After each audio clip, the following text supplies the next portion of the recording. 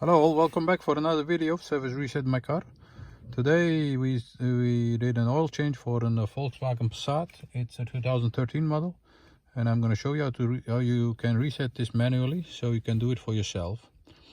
Before we start, I want to mention our YouTube channel. It's Service Reset My Car. We'd appreciate it if you subscribe to our channel. Give us a thumbs up if you like our videos. If you don't like our videos, leave a comment on why and how we can improve our videos.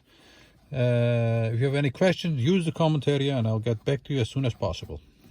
Okay, let's start with this one. It's in the Volkswagen Passat. It's a 2013 model.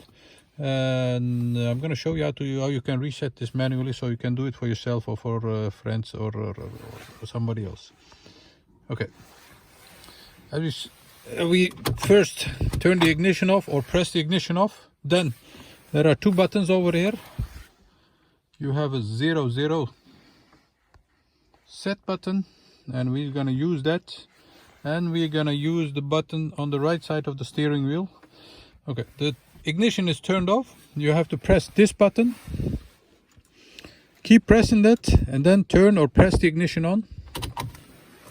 Okay, then you get the question.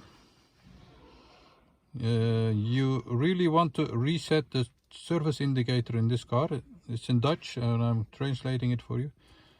And it's a question you have to answer by OK, and you answer it by pressing this OK button.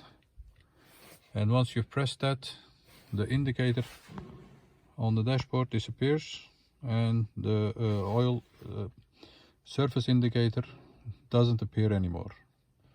That was it. This is an easy one. If you have any questions, use the comment area.